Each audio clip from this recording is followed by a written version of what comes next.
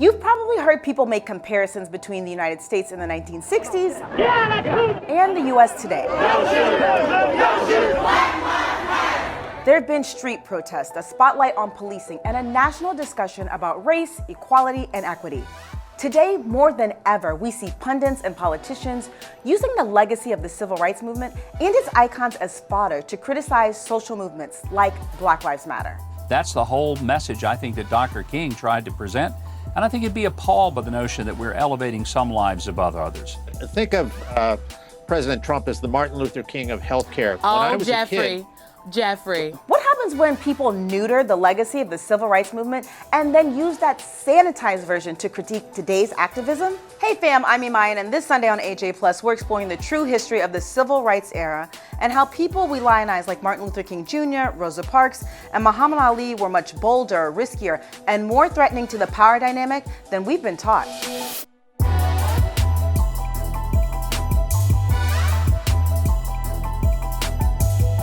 We've basically been getting a PG version of the civil rights movement. The men who organized the rally walk with springing steps toward the speaker stand. They move with good humor, laughter, and song. So much of the civil rights movement looked more like this: tense, violent, and life-threatening. And the go-to face when we talk about this time is Martin Luther King Jr.'s. The Reverend is arguably the movement's most well-known leader.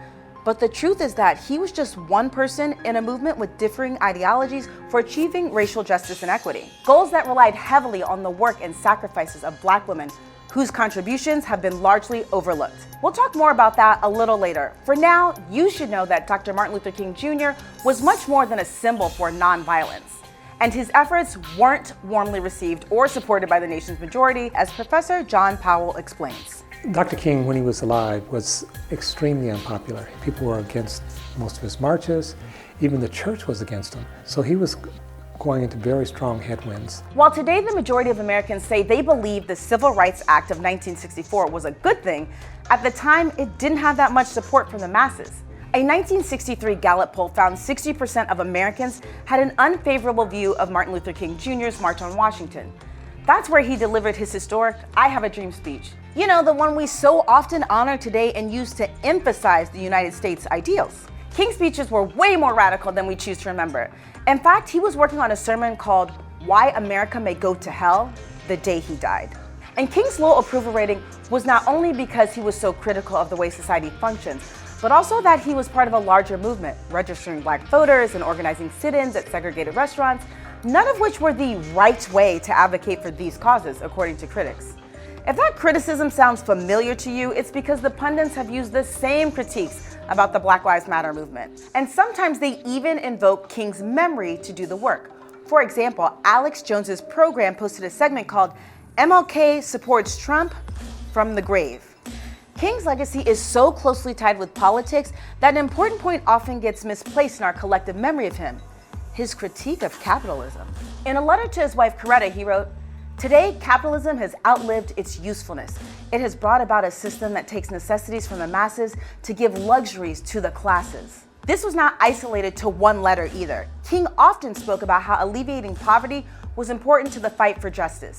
In 1965 at Ebenezer Baptist Church in Atlanta, he said, "I've seen my dreams shattered as I've been through Appalachia, and I've seen my white brothers along with Negroes living in poverty." But when we put his "I Have a Dream" speech on repeat, it's easy to forget all the ways he fought against injustices. He also was against the Vietnam War and US imperialism. He once said that the US government was the greatest purveyor of violence in the world today, and compared the war in Vietnam to German concentration camps. The Reverend Martin Luther King was a social justice, religious worker, a warrior for radical justice and inclusion. When people say this is an extreme position, he would say it's okay to be extreme if you're extreme in favor of love. And let's not forget the end to this story, because Martin Luther King did actually die for what he believed in.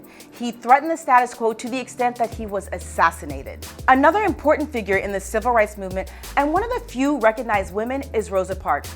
She's widely described in the media like this. Through her quiet eloquence. This quiet 42-year-old. Rosa Parks. An everyday American that changed the course of history. The Rosa Parks story is often told as if it were an accident. that a coincidental chain of events, her being tired after a long day of work, her fatigue leading unexpectedly to her arrest, led to the desegregation of the bus system. This was no accident. She was not just a woman who was simply weary and on her way home from work. She was not just a seamstress. There's sort of this false image of a woman. She's quiet, diminutive, she's a little bit timid. That's not who she was. She was a fighter. She was fierce. And guess what? Even though that incident did happen, that historic photo of her on the bus is staged. Rumors were being spread of Parks being a communist and a Mexican. Depicting her as a fragile, everyday woman was a way for organizers to get the public to sympathize with her experience, since an outspoken Black activist would have been a harder pill to swallow. That is all-star PR. Parks was an activist. She worked for the NAACP for years and investigated sexual assaults of Black people by white men. Her bus protest was deliberate. It was part of an ongoing effort to desegregate the bus system. Not only was Parks not the only person to refuse to move from her seat, it was also not the first time she had done so. The very same driver that had her arrested had kicked her off his bus before. And after that famous bus protest, she continued her political activism for decades. We've talked about faces synonymous with the civil rights movement, but there's one man who some don't recognize for his dedication to equality and equity. Muhammad Ali literally gave up the best boxing years of his career, but what the nation remembers is a whitewashed version of the world's most influential athlete. Muhammad Ali is remembered today, I think, with his political teeth largely extracted. People speak about him in terms of being this figure of reconciliation, almost like a Buddha type figure, someone whose silent aura made people, particularly white people, feel good about themselves. But the Ali that became revered in the latter years of his life was a much different Ali than the one from his height. The younger Ali spoke openly, boldly, loudly about the experience of being a Black man in a racist society, about being Muslim, and about his strong beliefs on injustices throughout the country. Since we helped build America to be fit to the richest states on the planet, fought in all American wars to help maintain and uphold the government, why not should we have some of the land where we can build and construct? Quite simply, he made lots of people, especially white people, really uncomfortable. He said he changed his name from Cassius Clay to Muhammad Ali to denounce the oppression white Christian culture has had on Black people. Like Martin Luther King Jr., he vehemently opposed the Vietnam War and was sentenced to 5 years in prison for saying no to the draft, a sentence that was later overturned. But he lost his boxing license because of it. My conscience won't let me go shoot my brother or some darker people or some poor, hungry people in the mud for big, powerful America and shoot them for what? They never called me. They never lynched me. They never put no dogs on me. They never robbed me of my nationality, raped and killed my mother and father. Ali retired in 1981, but he wasn't really embraced by mainstream America until he lit the torch at the 1996 Atlanta Summer Olympic Games.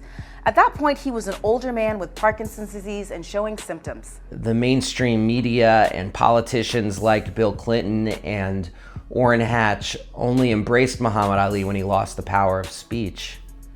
And so once he was unable to use that gift of gab to decry U.S. empire, to speak out for Palestinian rights, which is something he believed in very strongly, once he was unable to do that, then this incredibly popular person was free for them to embrace.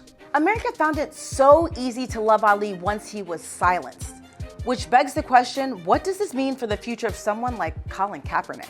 Now, why is it important to remember King was critical of capitalism, Rosa Parks was no ordinary seamstress, and Muhammad Ali wasn't beloved by the majority in his prime? Because by uplifting them as sanitized icons, we're able to ignore the great racial disparities that continue to exist today. Understanding what these icons stood for helps contextualize the commitment many of our generation's leaders and movements are making today. I think what politicians and the elites actually figured out toward the late 60s, beginning 70s, was we can co-opt the civil rights movement. We can embrace King, but still maintain segregated schools, for example, segregated neighborhoods. We could still maintain segregated boardrooms. Hey guys, thanks for joining us. Like, share, subscribe, and join us next week when we're going to be doing a story on punk music, but with a twist. I will not be dancing, or will I?